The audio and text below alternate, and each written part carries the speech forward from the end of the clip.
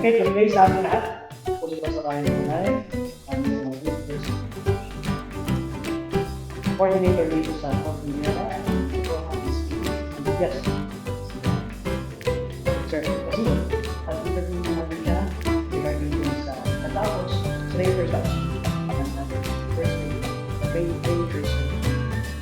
Ito sa ng araw. Mabuti naman sir. sa katandaan nga, no? Nagkabalik. Sir, anong kita mo yung effect ng later? Para sa akin sir, malaki ang effect talaga sa akin kasi mas na-open yung mind ko na hindi lahat trabaho. Kailangan mo rin makibil sa mga kasama mo sa trabaho kasi may kanya-kanya silang mga problema, kaya yung parang turo sa amin na sabi ni Big Brother sa swerte sa amin maging palipad mga family problems, kausapin nyo tapos maging lang ispitahan dahil sa leadership seminar natin na hindi makatao tayo. Yun ang isa kong na-adapt na pag-aralan sa leadership seminar natin na kailangan mo rin intindihin yung mga tauhan mo kasi pag ginawa mo kasi yun parang nag-unite yung tamahan mo sa isang station. Kasi yung sa amin kasi dyan sir is may yung parang binadang sa amin may nagkasakit, namatayan. Nagbibigay sila ng mga donation para kahit kunti lang ay ipakita natin ang pagmamahal sa mga kapwa sa trabaho. By the way, binatang is tulungan. Ano yung sabihin ng binatang? So, makikita natin kung sa 20% revenue at least na-apply yun. By the way, congratulations. Of course, part of sa 20% revenue is planning. So, paano pa kung daso ng planning? Kasi kasi sa ano sir, kailangan mo plano para may sinusundan kang process.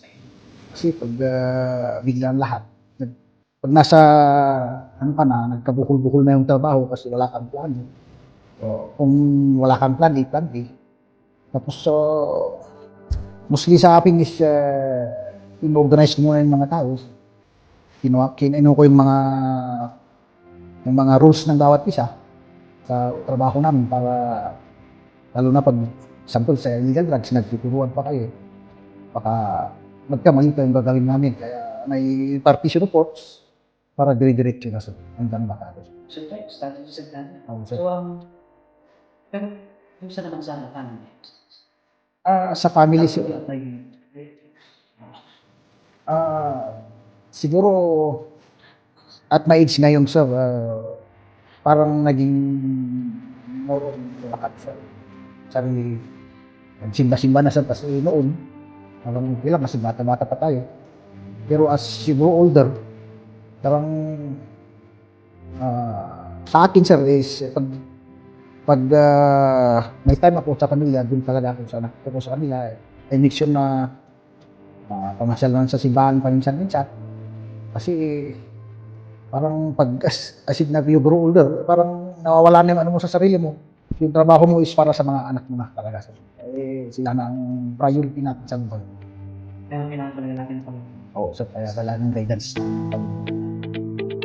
Thank you, sir. Thank you very much, sir. Thank you very much.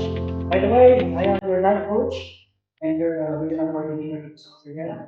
I am my public speaker. And Ako po ang COP ng Pugyas Municipal Police Station.